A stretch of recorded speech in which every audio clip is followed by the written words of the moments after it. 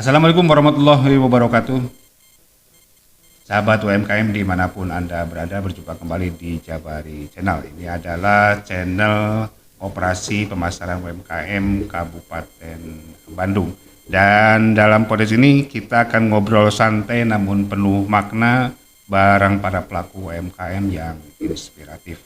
Dan podcast kali ini kita sudah kedatangan tamu yang akrab dengan UMKM yang memperakasai lahirnya koperasi UMKM, lahirnya koperasi pemasaran UMKM Jaya Bersama Lestari. Dan podcast ini adalah kerjasama bersama Dinas Koperasi UMKM dan Pusat Layanan Usaha Terpadu Koperasi dan UMKM Kabupaten Bandung.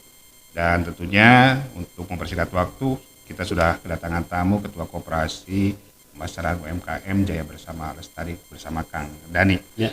Sehat Kang? Alhamdulillah. Alhamdulillah. Kenapa salah panjang beranya?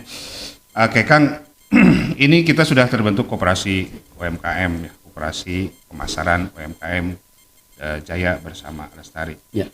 Ini kenapa sih UMKM harus berkooperasi sih Kang sebetulnya? Oh iya. Terima kasih Kang Budi, terima kasih juga atas undangannya. Jadi kalau UMKM berkooperasi ini banyak manfaatnya ya. Yang jelas mengapa koperasi ini didirikan adalah berawal dari keprihatinan saya pribadi atau kami para pelaku UMKM di Kabupaten Bandung. Maaf. Karena banyak pelaku usaha di UMKM di Kabupaten Bandung yang secara legalitas, perizinan, kemasan produk ini sudah kategorinya bagus, bahkan mungkin luar biasa. Akan tetapi teman-teman ini mengeluhkan dari sisi pemasaran, ya, distribusi dan daya saing. Karena itulah setelah berpikir dan diskusi dengan para praktisi koperasi, dengan dinas-dinas terkait, ya akhirnya jawabannya satu, harus ada lembaga bisnisnya untuk para pelaku UMKM di Kabupaten Bandung ini. Dan hasil diskusi mengerucut kepada kesimpulan lembaga bisnis yang tepat adalah koperasi. Oke. Begitu Kang. Oke. Ini kan dari permasalahan itu kan pastinya ada latar belakang yang cukup mendalam ya, mendasar gitu ya bagi para UMKM. Ini sebetulnya permasalahan mendasar itu dipelajari sejak kapan, Dok? Apa terlibat dari UMKM sendiri, dari komunitas atau bagaimana? Jadi saya pribadi dengan istri kan pelaku usaha dan kami bergabung di komunitas Perkumpulan Pengusaha Mandiri atau PPKM kan begitu. Ya. Dan selama anggotanya ada berapa? Hampir 4 tahun ya saya menjabat menjadi ketua. Sebetulnya teman-teman ini pergerakan grafiknya itu ada grafik peningkatan penjualan dan lain-lain. Tapi tetap ini menjadi kegelisahan saya ketika ini tidak sesuai dengan harapan saya atau kami sebagai pengurus PPKM pada waktu itu. Jadi ini harus ada boosternya kan begitu ya. Harus ada yang mendorong sehingga dari skala mikro ke kecil, dari kecil menengah dan seterusnya kan begitu. Jadi memang kalau berbicara capacity building ini teman-teman di PPKM ini sudah luar biasa ya kan. Kemudian dari sisi legalitas juga teman-teman ini sudah luar biasa. Inovasi itu luar biasa. Nah, poin yang lain yang menjadi PR tadi selain pemasaran adalah permodalan ya kan. Karena kita bentuknya koperasi dan sementara koperasi ini adalah lembaga bisnis, lembaga keuangan, tentu dua hal ini yang akan kita dorong ya dari sisi tadi pemasaran dan permodalan.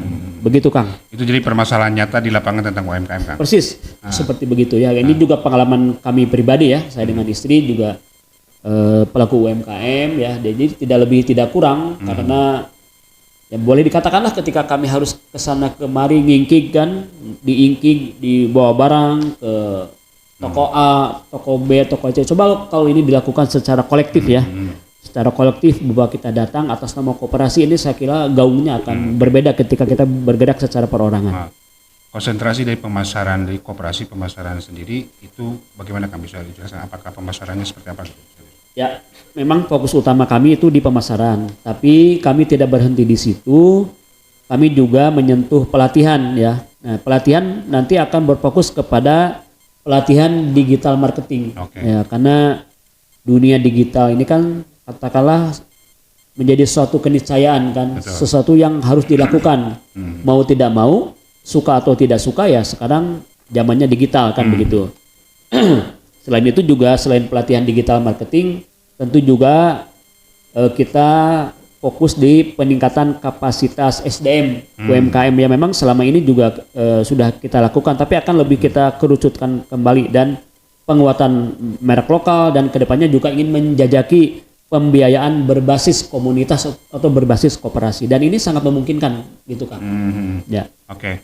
Berarti kan kalau sudah dirutut, produk oke, Ya. legalitas oke, Betul. kualitas produk oke, Betul. kendala ada di pemasaran. Betul. Nah kalau sasaran-sasaran tadi kan sasarannya secara pemasaran digital. Nah kalau offline-nya bagaimana Kang? Betul, jadi kita secara garis besar kan ada dua tuh jenis pemasaran ya, jadi atau penjualan mungkin lebih bahasa lebih membuminya. Jadi penjualan secara online atau digitalnya tentu kita akan bikin website dan keterkaitan dengan link-link yang berbasis digital. Kalau secara offline kami sudah menyisir beberapa tempat, beberapa lokasi, beberapa lembaga bisnis ya yang sifatnya berjejaring. Misalkan ada satu merek toko A misalkan, tapi dia memiliki jaringan se-Jawa Barat kan begitu. Nah ini kan menjadi menarik kan begitu. Karena begini, persoalan klasik para UMKM ini yang sepanjang pengalaman kami ya Kang Budi dan teman-teman UMKM. Jadi produk bagus tapi sulit dipasarkan. Betul. Ketika produknya pun misalkan dipasarkan bagus, ketika saya bilang, "Bu, punten ini ada pesanan sampai sekian bal, sekian kilo, berarti sekian bungkus, ujung-ujungnya tegaduh modal, Pak." Nah, ini juga menjadi persoalan kan begitu. Karena apalagi kalau misalkan kita sudah masuk dunia modern ya, misalkan toko modern, toko retail modern dan lain-lain, itu tidak boleh discontinue produk itu. Ini akan menjadi presiden yang kurang baik ya. Mungkin dijadi semacam one prestasi kan begitu ya. Misalkan kita masuk ke mart modern itu kita ada perjanjian itu Kang, ya ada perjanjian bahwa tidak boleh barang itu discontinue. Itu gambarannya. Jadi problemnya jadi tadinya kalau kita rutut produk bagus, legalitas bagus, pas pemasaran belum selesai, pas ketika ada peningkatan meningkat, modal tidak ada. Jadi ini kan persis permasalahan-permasalahan itu yang betul. Ya, inilah saya harapannya koperasi ini menjadi jawaban lah, menjadi solusi bersama, bersama. Dan koperasi yang kami dirikan ini memang boleh saya sedikit cerita ya? Boleh. Silakan. Tentang sejarah mengapa munculnya koperasi ini. Jadi niatan ini sudah saya sampaikan ke dinas terkait dalam hal ini Diskop UKM Kabupaten Bandung. Saya langsung diskusi dengan Pak Kadis, dengan Pak Haji Didin Saidin. Tahun 2024 ada niatan kan begitu. Kemudian sampai akhirnya direalisasi 2025. Ini kan rentang waktu cukup lama ya. Hampir setahun ya. Hampir setahun lah. Jadi ini juga mengapa dalam tanda kutip berlama-lama, sebetulnya tidak berlama-lama. Karena memang kami ingin cari orang yang betul-betul satu visi, satu misi, satu chemistry kan. Betul. Karena kan koperasi yang kita buat punten tidak ingin tukcing ya. Ditunjuk cicing. Dibentuk cicing ya kan. Ya, jadi kita ingin begitu dibentuk langsung ngabret lah, langsung bedas kan, bahkan bila perlu langsung lebih bedas. Nah, ini menjadi concern kami sehingga betul-betul rencana itu dimatangkan. Kita mencari orang-orang yang seideologi, betul. yang sepemikiran, bagaimana sama-sama memajukan, mendorong, menumbuh kembangkan para pelaku UMKM di Kabupaten Bandung. Begitu Kang. Oke. Berarti kan misi-misinya itu visi misi dari koperasi sendiri sudah jelas ya, tumbuh bersama gitu ya, tumbuh bersama ya. Karena kita tahu bahwa UMKM juga pelaku UMKM ini banyak ya di Kabupaten Bandung. Kira-kira berapa jumlah kabupaten yang terdata kan? Kalau jumlah di komunitas? pastinya tuh memang sampai puluhan ribu ya. Puluhan ribu. Kalau tidak salah menurut data dari Diskop dan Disperdagin itu memang puluhan ribu. Tapi yang jelas yang ingin saya sampaikan begini ya Kang, ya teman-teman juga, bahwa visi kami ini sederhana saja tapi insya Allah kuat. Jadi ingin menjadi koperasi modern berbasis digital. Nah ini koperasi modern berbasis digital. betul, maaf. Kunaon? Ya ini di garis bawahi berbasis digital ya, yang mampu memperkuat UMKM Kabupaten Bandung menuju kemandirian ekonomi masyarakat. Kenapa berbasis digital? Tadi ini digitalisasi ini memang suatu keharusan. Seperti beginilah. Saya kalau misalkan ketika masih ketua PPKM ya, saya sampaikan ke teman-teman terutama emak-emak kan, karena hampir 95% nih yang bergabung di komunitas PPKM kan emak-emak. Jangan sampai punya pemikiran dah abi mah icalan ti bareto ge kieu. Nah, ini kan harus ada perubahan mindset. Harus mindset, karena bagaimanapun juga mungkin bahasa motivasinya change or die kan, berubah atau punah kan begitu kan. Ya betul, kalau kita boleh bergeser, dulu ada handphone yang sangat terkenal ya kan, handphone 1 juta umat. Ketika dia tidak bisa mengikuti arus perubahan, akhirnya kan hilang. Setelah generasi itu ada yang kita pakai yang gambar BlackBerry dan lain-lain itu kan juga kemudian punah gara-gara tidak ingin berubah ya. Gitu. Jadi perubahan itu merupakan keharusan. Apalagi kan digitalisasi. Nah, sementara misinya ya memang yang pertama kami membantu teman-teman para pelaku UMKM dalam hal pemasaran dan branding produk. Yang kedua, kami juga menyediakan pelatihan dan pendampingan berbasis digital. Yang ketiga, kita akan mencoba nih membangun ekosistem kolaboratif antar para pelaku UMKM. Jadi UMKM itu sementara ini sudah sama-sama bekerja, tapi kerjasamanya belum terasa betul. Makanya dengan wadah koperasi harapannya ya, yang tadi sama-sama bekerja menjadi bekerja sama-sama kan begitu. Nah, dan menjadi jembatan antara UMKM dan pasar yang lebih luas, termasuk ekspor begitu kan. Jadi misinya memang cukup jelas ya, sangat jelas, sangat mendasar yang dibutuhkan oleh UMKM kita sekarang ini ya, membantu UMKM benar branding produk. Jadi produk sudah ada, kemudian kita di branding ya. Di branding produk itu supaya bisa dipasarkan secara nasional maupun internasional. Betul. Oke. Ini kan jenis koperasi itu banyak ya. Kenapa memilih koperasi pemasaran? Ada koperasi konsumen, ada koperasi Kalian lebih tahu tentang koperasi ini. Kenapa memilih koperasi pemasaran? Ya betul. Ketika saya diskusi dengan teman, ketika saya akan menyampaikan niatan saja untuk mendirikan koperasi yang jenis pemasaran, Kang, itu salah kan ya. Tadi tantangannya luar biasa. Jadi izin menjelaskan sedikit ya, Kang Buri dan teman-teman juga kita sharing sajalah. Bahwa memang jenis koperasi itu ada 5 ya, ada koperasi simpan pinjam, ada kemudian jasa, ada produsen, ada konsumen, ada pemasaran. Kami mendapatkan pelatihan dari dinas koperasi ya, melalui pendamping, melalui penyuluh koperasi. Ada Pak Gian di sini, beliau menyampaikan bahwa koperasi pemasaran ya, atau koperasi lainnya di luar koperasi simpan pinjam memungkinkan memiliki unit usaha yang lain gitu, Kang. Ya. Jadi koperasi pemasaran ya. Jadi ada unit di. Betul. Jadi memungkinkan ketika nanti ke depan kita memiliki unit koperasi konsumen untuk memenuhi kebutuhan para anggota. Ya kan? Kemudian kita pun sangat mungkin memiliki produk bersama nih. Ketika nanti sudah besar bikin apalah gitu. Yang kemudian nanti keuntungannya untuk anggota kan begitu.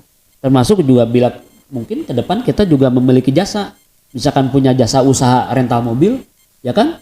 Bahkan usaha pemeliharaan mobil yang sekarang juga kami sedang menyiapkan segalanya untuk itu ya, Kang Budi ya. Kalau simpan pinjam pasti itu melekat karena kita lembaga bisnis. Itulah Kang mengapa kita pemasaran ya, karena memang di bawahnya boleh dan memang tantangannya kan itu luar biasa ya. Tapi kembali lagi karena teman-teman yang bergabung ke Koperasi Jabari ini adalah teman-teman yang memang awalnya sudah menjadi pelaku usaha. Artinya teman-teman ini sudah memproduksi produk-produk, tapi kendalanya di pemasaran. Jadi mengkonsentrasikan, cukup saja mengkonsentrasikan pemasaran, tapi ada unit usaha tentu lainnya. Betul. Oke. Tadi saya disinggung tentang berdialog dengan dinas koperasi dan lembaga-lembaga lain. Responnya dari pihak-pihak terkait gimana Kang dengan koperasi? Alhamdulillah wa syukurillah, justru ini sungguh luar biasa ya. Artinya begini, tadi saya sampaikan 2024 kami sudah niat ya, kemudian kami direspon baik. 2025 kira-kira nah acan keneh akan begitu ya. Nah itu saya sampaikan bahwa karena begini, kebetulan juga saya baru 2 bulan kemarin melepas jabatan sebagai ketua PPKM, jadi memang saya menghindari jabatan rangkap. Itu salah satu alasannya mengapa kemudian saya baru mendirikannya sekarang. Ya di samping tadi ingin matang ya, betul-betul mencari orang yang memang satu chemistry, satu visi, satu misi untuk memajukan para pelaku UMKM khususnya di Kabupaten Bandung, umumnya di Jawa Barat kan begitu kan. Support system yang dilakukan oleh pemerintah Kabupaten Bandung gimana? Luar biasa ya. Kalau saya lihat di IG beberapa waktu ke belakang nih, tidak sampai minggu lalu ini, kemarin lusa gitu sudah bahkan sedang hangat-hangatnya melakukan berbagai pelatihan.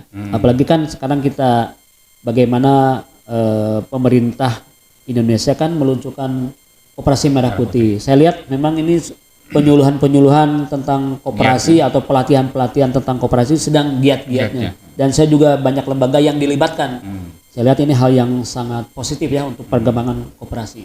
Jadi dari sisi misalnya pertumbuhan koperasi sendiri, apa sebetulnya yang mendasar untuk mendirikan koperasi di pertumbuhan ekonomi dari koperasi ini seperti apa Pak? Yang mendasar. Ya tentu kalau yang mendasar tadi biar kita teman-teman bisa tumbuh bersama ya. Ini sangat mendasar bahwa supaya income lah. Kalau kita berbicara pertumbuhan kan berarti berbicara income. Bagaimana tadi income teman-teman yang tadinya naiknya landai saja, keinginan kami sebagai pengurus ketika bergabung ada memang peningkatan pertumbuhan yang cukup tajam. Ini mimpi kami, karena ada pepatah mengatakan apa yang bisa kamu impikan itu bisa diwujudkan. Kira-kira itu tantangan. Oke, terima kasih. Baik. Di branding produk itu supaya bisa dipasarkan secara nasional maupun internasional. Betul. Oke. Nah, terakhir Kang, ini apa kira-kira apa yang sebetulnya yang mendasar, harapan yang sangat mendasar dari terbentuknya koperasi pemasaran UMKM Jaya Bersama Lestari ini? Ya, jadi harapan kami sebagai pengurus UMKM atau anggota koperasi di Kabupaten Bandung ini ingin lebih solid ya, saling mendukung dan tidak merasa sendiri ya. Kemudian kami ingin setiap pelaku usaha sekecil apapun merasa punya rumah di koperasi Jabari kan begitu. Nah ya, untuk program terdekat insya Allah kami sudah berkoordinasi dengan perguruan tinggi ya, di dalam hal ini dengan Telkom University, dengan Telyu di dalam hal pelatihan digital marketing ya. Tapi tidak hanya itu sih, sebetulnya pelatihannya ERP ya. Jadi nanti pelatihan ini tidak hanya berfokus kepada koperasinya, tapi juga berfokus kepada pengurus dan anggota. Nah, pelatihan ini jangankan untuk koperasi yang cukupnya besar. Ya, Pak yang Kang Budi tahu bahwa karena koperasi UMKM ini artinya setiap anggota yang bergabung ini adalah kualifikasinya pengusaha. Jadi pelatihan nanti untuk pribadinya pun sebagai pengusaha bermanfaat. Ya, jadi nanti kan yang puzzle-puzzle yang tercerai-berai itu akan disatukan dengan pelatihan ini, sehingga menjadi perusahaannya juga para perusahaan yang sehat, yang berdaya saing, tentu saja nanti berdampak ke kooperasinya menjadi kooperasi kuat dan sehat. Begitulah Kang Budi kira-kira. Jadi kan tidak hanya branding produknya sendiri saja, tetapi pemilik usahanya pun juga harus memiliki kapasitas tersendiri gitu ya. Jadi pelatihan ini diperlukan gitu Kang. Betul. Lebih spesifik gimana Kang? Pelatihan lebih spesifik.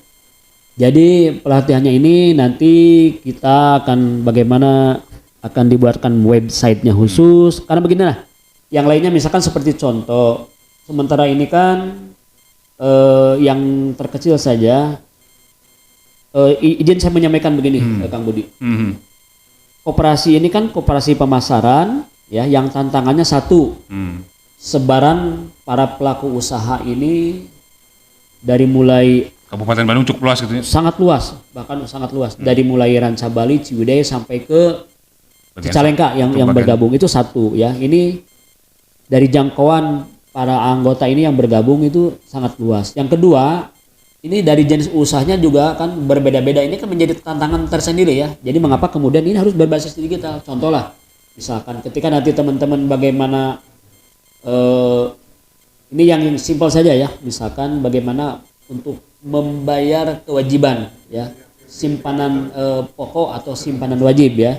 Kalau misalkan terbayang, kalau misalkan nanti petugas dari koperasi, ya kan, harus ngingking, harus nagih nih, misalkan dari kantor koperasi itu di Manggahang nagih ke Ciwidey, jauh. eta sabaraha piringan, ya kan, Sabaraha nasi padangan. sabarin nasi padangan kan gitu. Termasuk juga kalau misalkan lagi ke Cicalengka. Coba kalau misalkan ini tadi berbasis digital, ya, mereka berbayar, nanti kita ada virtual account, nanti secara database akan kelihatan di server lah, ya, kita ada servernya kan, ada aplikasinya, bahkan berbasis aplikasi. Ini akan mempermudah Para anggota. ya para anggota, dan nanti juga memudahkan kinerja pengurus koperasi. Oh, jadi Itulah gambaran. jadi koperasi ini dirancang berbasis digital, diantaranya adalah dengan sistem manajemen koperasinya begitu. Betul. Baik itu dari segi keuangan, Betul. juga dari segi hal yang lainnya, kapasitas building UMKM. Betul. Oke. Betul. Karena begini, Jen, sebelum ditutup saya menyampaikan, ada teman-teman yang menanyakan, ya, apa perbedaan koperasi dengan perusahaan, kan, begitu. Saya sampaikan begini. Oh iya. Pada prinsip dasarnya kan sama nih, sama-sama ini lembaga bisnis. Akan tetapi ketika perusahaan ini kan hanya dimiliki oleh segelintir orang, ya kan. Perusahaan yang aset dan omsetnya miliaran itu kan pemiliknya hanya 5 orang lah, atau misalkan maksimal 10 orang, ya kan. Tapi koperasi, ya kan, dari mulai kita awalnya mungkin mikro, naik nanti ke kecil, dan selanjutnya ini kan para anggota ini menjadi pemilik saham, menjadi pemilik saham koperasi, ya. Nah, ini harapannya, dan saya juga terus-terusan bagaimana membangun mindset koperasi, karena di negara-negara maju ini koperasi ini luar biasa. Saya tidak ingin menyebut merek, ada, ya, bank yang berkualifikasi internasional itu ternyata koperasi sampai sekarang, ya. Jadi itu berawal dari koperasi, ternyata bisa bank dan merambah seluruh dunia. Ya kalau mereka bisa, mengapa kita, ya kitalah berawal, ya. Mungkin kalau bahasanya Agim kan ada 3M, ya. Mulai dari yang kecil, mulai dari diri sendiri, dan mulai dari sekarang, kan, begitu. Itulah mungkin yang bisa disampaikan. Okay. Jadi intinya bahwa para UMKM ini harus segera merubah mindset, bekerja sama, membangun produknya secara bersama-sama. Betul. Kemudian memasarkan juga secara bersama-sama. Betul. Tentunya wadahnya adalah koperasi. Koperasi yang dan prinsip dasarnya koperasi itulah tumbuh bersama, mungkin ya. Betul. Tumbuh bersama, Betul. dan mudah-mudahan ini bisa terwujudkan. Oke, terakhir Kang, ada langkah apa yang selanjutnya, yang sekarang yang terdekat yang akan dilakukan oleh koperasi? Yang jelas sekarang kan yang di depan mata kan ini ada pelatihan, ya. Yang paling penting sih ujung-ujungnya bagaimana kita memberikan pemahaman, ya, memberikan pemahaman kepada para pelaku UMKM pada umumnya, ya, bagaimana pentingnya berkoperasi. Itu mungkin yang menjadi PR besar. Ada semacam mungkin brainstorming lah, kan, begitu. Brainstorming bahwa koperasi ini yang paling tepat. Mungkin Kang Budi juga kan tahu, ya, bagaimana koperasi ini sempat citranya sempat berbelok menjadi negatif, gitu, ya? Menjadi negatif, ya, gara-gara ada fenomena Bang Emok. Nah, ini memang yang menjadi PR besar. Betul. Ketika kami menyampaikan bahwa koperasi kami pemasaran, ya kan, teman-teman ujug-ujug pat biasa nganjuk tuh kan begitu ya gitu. Karena orientasinya tadi karena mindset yang sudah terbangun selama ini. Betul. Saya sampaikan tentu karena koperasi ini lembaga bisnis ya, tentu kita akan ayomi itu akan penuhi itu. Oke. Gitu. Oke, terima kasih Kang Dani atas penjelasannya singkat, padat dan jelas. Mudah-mudahan apa yang dicita-citakan secara bersama ini bisa terwujud. Oke, terima kasih teman-teman sekalian, para UMKM Kabupaten Bandung khususnya dan umumnya di Jawa Barat. Ini mungkin langkah awal bagi koperasi pemasaran UMKM Jaya Bersama Lestari untuk mewujudkan UMKM yang tumbuh bersama karena tantangan global saat ini yang harus kita hadapi. Kita akan berbincang di segmen-segmen berikutnya dengan topik-topik yang menarik. Saya Budi Rahmat undur diri dan saya ucapkan terima kasih kepada Ketua Kang Dani atas kedatangannya. Sekali lagi teman-teman sekalian, mari kita tumbuh bersama Koperasi Pemasaran UMKM Jaya Bersama Lestari. Assalamualaikum warahmatullahi wabarakatuh. Waalaikumsalam. Ulah kali pareman, Mi.